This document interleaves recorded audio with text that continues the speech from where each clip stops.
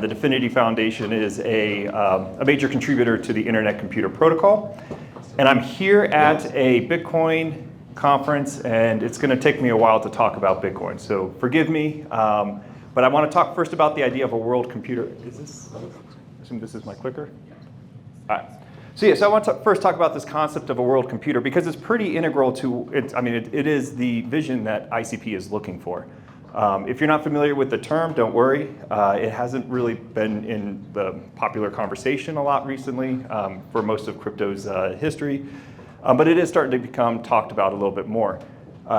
World computer was not invented by ICP. In fact, actually, the early Ethereum community is the community that first came up with this idea of you could take blockchain and create a decentralized cloud on top of it. Then you would have a permissionless cloud that anyone could host their application on, and their application would inherit a lot of the core functionality of a blockchain. That group of people ended up kind of pivoting. They focused more on time to market. They ended up building Ethereum. But there was one particular individual from there named Dominic Williams, who's now the chief scientist for DFINITY Foundation. He could not let go of this vision of a decentralized cloud because there was a lot of advantages to a decentralized cloud. So first thing that was kind of discussed on to why we should have a decentralized cloud was one, big tech has pretty much a stranglehold, a large market share. I can name 4 companies who almost all of our web computation and storage go through. It's Amazon Web Services, Google Cloud, Alibaba Cloud, and Microsoft Azure. So we have a high level of centralization through what we experience on the internet. The second thing that they theorized, and I think has been played out as true, is the internet has inherited 30 or 40 years of technical debt, and it's become an extremely complex system. If you've ever hosted an application, you probably understand all the nuances of managing your logic and your data together, and the different handshakes and middleware that you need to accomplish that. So the theory was a world computer would actually simplify the tech stack a lot and enable applications that were not possible beforehand. So DFINITY was formed in order to accomplish this vision of the world computer. It took DFINITY, I think, 7 years in development before going to mainnet in 2021. But the idea, again, is coming back to this idea of a world computer where you can host an entire application fully on-chain and not be reliant on any traditional IT. So you could almost imagine, what would a world computer look like then? Well, first of all, it should have some feature parity with a big tech cloud. That's essentially the competition, right? You have to at least offer the basics. So it should be able to speak HTTPS, so it should have, be able to do API calls like a normal Web 2 service. It should look and feel like a Web 2 service. We shouldn't need oracles. It should be able to do vast computation and storage. That's a minimum. But then it also, actually, and this is one of the things, it should have a user experience similar to the internet. So one of the things that we've done in blockchain that I think is probably to our disadvantage is we've gone to this gas model where we expect the users to pay for their actions, which is not anything other than crypto that does not exist on the internet. You don't go to Google and pay a fraction of a penny every time you want to run a search. It's a big impediment to mass adoption for our industry. So a world computer should be mimicking the traditional internet experience. But then also you should expect Web3 native functionality, like the ability to hold crypto and transact it securely, the ability to have your code, your data, your tokens, your treasury, all controlled by a DAO. These are basic functionalities of Web3 that we should expect in a world computer. One of the questions that I think is kind of a funny question, but it's worth bringing up, is why would somebody put their software on a world computer when we already have a Web 2 tech stack that is well understood, well known? I mentioned a little bit about that, if you're into decentralization, it should bring you some concern over the fact that 4 companies completely control our internet experience. But you don't even have to be a decentralization maxi to understand why software on world computer is advantageous. And so we like to call it sovereign software instead of smart contracts, just to kind of differentiate that. But first of all, unstoppable. Again, a permissionless platform that's not beholden to either a company's directives, a government, a local cloud provider, or a local data center. Tamper-proof. This is something Bytebit is learning the hard way right now. If you look at the hacks that happen in Web3, almost all of them occur on the Web2 components. I think that probably speaks volumes as to why you may want to put your full application on chain. The Bytebit $1.4 billion hack would have been prevented if it was fully hosted fully on chain. You could actually, so in that case, you could actually provide verification that you're interacting with the front end that you think you're interacting with. Let's keep moving. So sovereignty, the ability for your smart contract, again, to be able to be managed by not just a single individual, but actually can own itself. The fact like a DAO could manage an entire application, control it. And lower cost. So this is actually one of the interesting things that we're finding is by reducing the complexity of the software stack, you're actually reducing the life cycle cost of hosting your application. So any blockchain is going to have redundancy. Redundancy comes with cost. However, what we're seeing is that smaller developer teams can build bigger applications because they're not managing the handoff between data and logic and having to have a complex hosting platform. So again, ICP, our goal is to realize this vision of a world computer. One of the awesome things is seeing, I think we have been kind of out on our own on this vision for a long time. You're now seeing blockchains like Arweave is starting to talk about the world computer vision. You see a lot of those Ethereum OGs. They released actually a white paper called A Return to the World Computer back in November of last year. So it's a clear sign that even within the Ethereum community, they're starting to say, actually, maybe that vision of hosting an entire application on chain was the way we should have gone in the first place. But again, a world computer needs to be able to at least approach a big tech cloud. And so how is ICP doing to that? Well, in terms of memory, we can do 4 gigabytes of heap memory. That actually is going to go to 8 gigabytes soon when we release a 64-bit environment. Actually, in this slide's kind of old because we've already upped a single smart contract on ICP can hold 400 gigabytes of data. We're now well past that. In fact, actually, there's people who are putting the entire Bitcoin state, going all the way back to 2009, in a single smart contract for decentralized indexing purposes and things like that. It's going to cost you $5 per year per gigabyte. Again, approaching a cheaper cost relative to what you would experience in a Web3 world.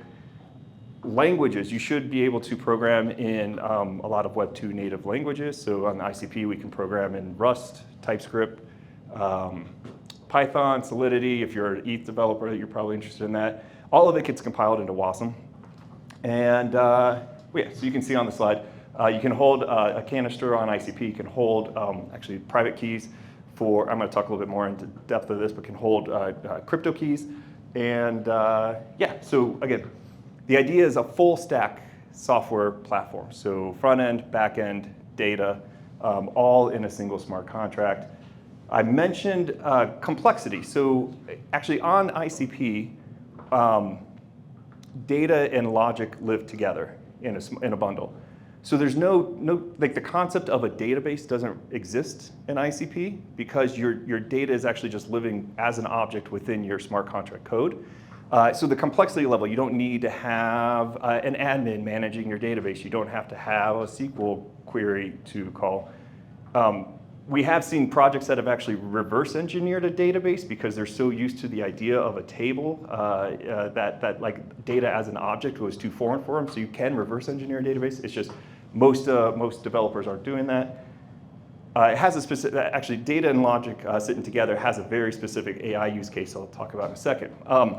All right, so again, world computer, we again, ICP is, I apologize because I know we have representatives from AWS, but we kind of see ourselves as AWS, but you drop off the A, so you have a decentralized cloud.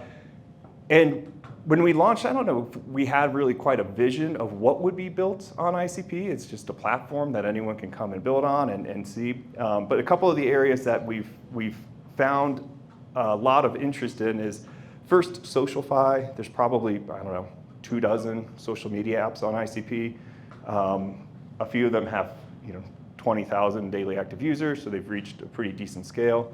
They're kind of, I mean, I'll be honest, like most of them started off as like a Web 2 clone, like, hey, I'm gonna do Facebook, but it's on a blockchain, or I'm gonna do Twitter and it's on a blockchain. But they've now slowly evolved their product offering to actually take advantage of the Web 3 components. So, so things like being able to send Bitcoin in a text, in a text message to your friends, or being able to gate a community by a specific token. We also see interesting approaches to ownership of these apps. So like OpenChat is a great example. It's like a Telegram app. It's one where you can send crypto back and forth. It also is a DAO. So the entire code base for OpenChat was turned over to a DAO, where the DAO now actually has full control over any code updates. And they did that because what it did was the DAO owners tend to be the users of the app. So you can imagine from a marketing perspective where you have an application in which your users are also the owners, and now they're directing your product development. They're also incentivized to bring their family and friends onto the platform because they benefit from the ownership of it. Bitcoin DeFi, I'll talk about that in a second. AI, we have a lot. AI has probably in the last 3 months been the area of most interest. Hosting full models on chain is kind of interesting. I'll talk about that in a second. And then finally, enterprise. We've seen corporations that have explored internet computer for things like identity management, intellectual property software.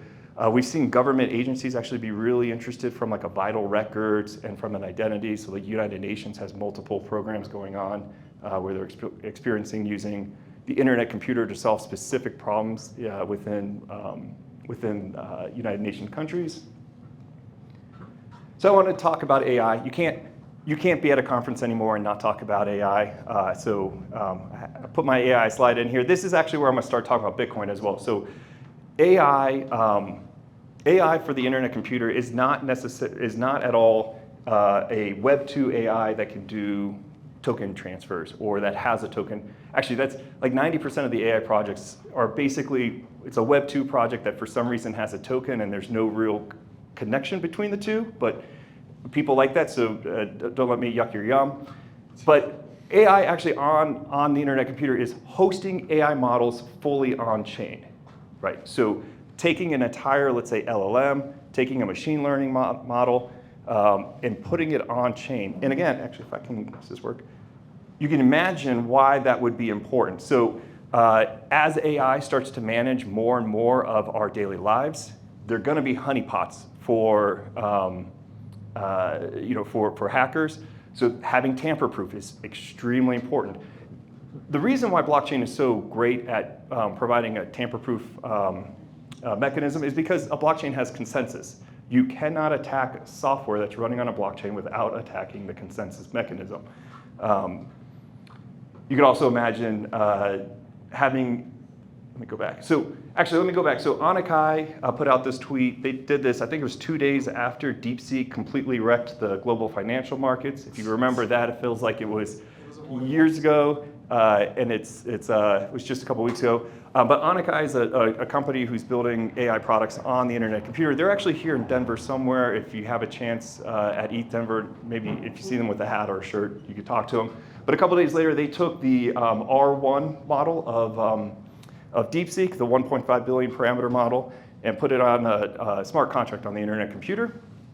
And the reason they did that, and they'll very openly talk to you about the reasons, is one, that way the data is secure relative to a Web 2 hosting.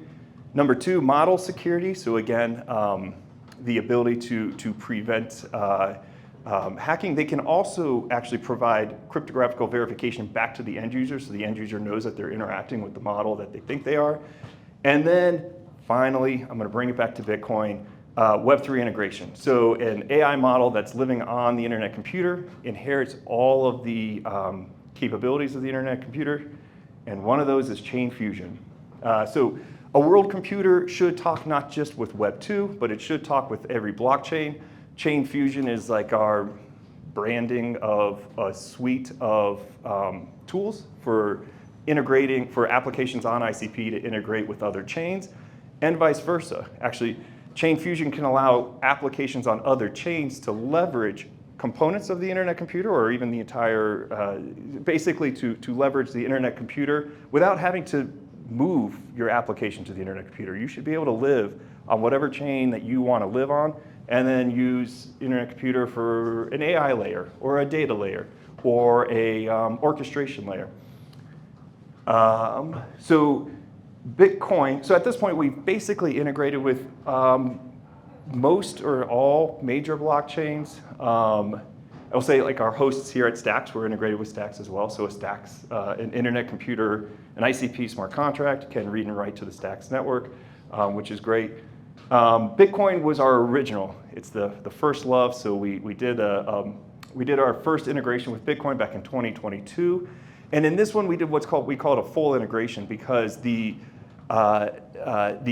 method in which we integrated is actually done so that the only two parties involved is ICP and Bitcoin. So the trust assumptions are just those two chains.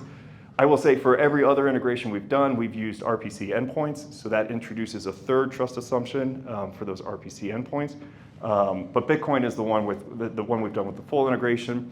So an ICP smart contract can essentially take a Bitcoin private key, shard it across all the nodes on that subnet, and then use what's called chain key technology, also known as threshold technology, or threshold cryptography, to sign Bitcoin transactions. So now you have a smart contract on ICP capable of signing Bitcoin transactions directly on mainnet. That signature scheme is ETHDSA for Bitcoin, but we've also, in July of last year, we used Schnorr signatures. We deployed a threshold Schnorr solution, so now that's Taproot assets. So you can send and receive runes or BRC20s or atomicals. We also read. We have a light node running on the running actually on the internet computer, so you can actually read the entire Bitcoin state. It's available to you. That's particularly useful for reading UTXO sets and getting balances. And then all this to say, you can think of ICP sometimes as a layer 2 to Bitcoin. Some people like to think of it that way, bringing the world computer vision to Bitcoin. The ecosystem that's developed from that, you can see some of the players here. Now, I'll say like some of these players also, and this is again, going back to chain fusion, the beauty is that an application can live on multiple chains using chain fusion. But just to give you a taste of what you can do with the internet computer, some of these applications like Odin Fund, Rich Swap, Liquidium, they're focused more on runes. Those are all runes. Liquidium's BRC20s and Bitcoin as well. So you have a runes ecosystem that's really developed. You have interesting projects that are doing like index funds of Bitcoin tokens. You have Loca mining is an interesting one, which allows Bitcoin miners to borrow against their future hash rate to get Bitcoin today, to then deploy. I assume they're either, I guess, paying their capital costs, or they're hopefully purchasing more Bitcoin miners. But yeah, so this is kind of like the tip of the iceberg in the sense that this is what's public today. These are apps that came out and said, yeah, we're building on ICP publicly. Some apps don't say, because I mean, nobody comes out and says I'm building on Google Cloud or Amazon Web Services. That's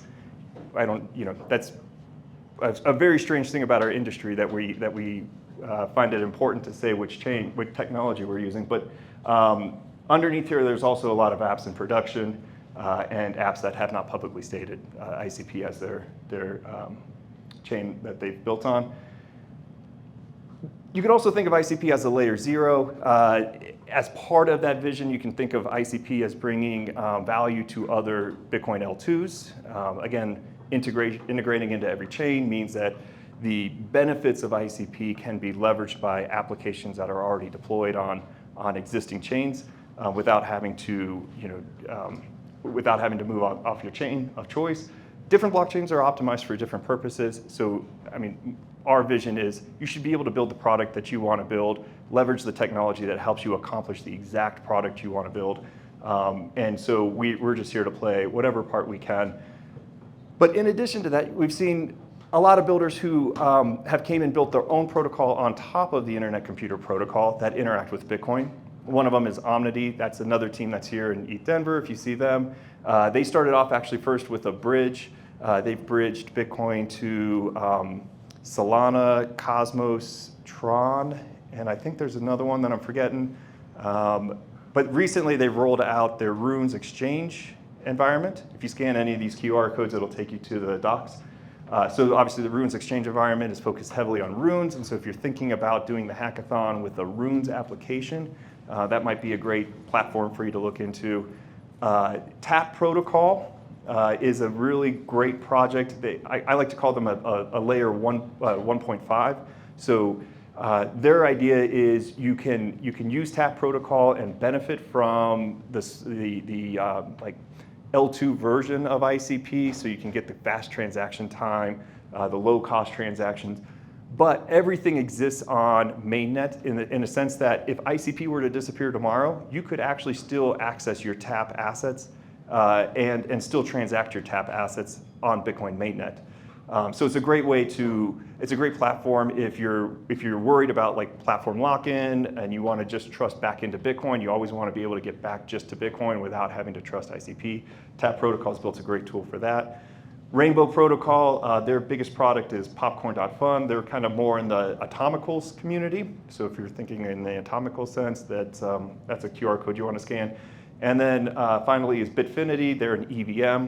So if you're a Solidity programmer, if you like the Ethereum in the EVM space, Bitfinity's got a platform for you. I've gone in a very broad shotgun. Internet Computer does a wide swath of things. So I just wanted to leave you with some ideas that might appeal to you for the hackathon. One could be thinking of building a product into the Runes ecosystem. So again, that seems to be kind of the hot thing that's going on especially with like Odin.fun launching recently. It's kind of like sparked a lot of conversation and excitement there. So that's an entire ecosystem that could use tooling and different products and services. Bitcoin and DAOs. So one of the interesting things, again, when you host an entire application on chain, you can turn that application over to a DAO. And I like to say ICP is the home of DAOs. If you look at the top 25 most active DAOs in crypto, it's something like 23 of them are hosted on ICP. And yet, I haven't seen anyone really think through how DAOs and Bitcoin could work together. So this could be things like DAO-owned Bitcoin treasuries, but it also could be Bitcoin software that is controlled by a DAO.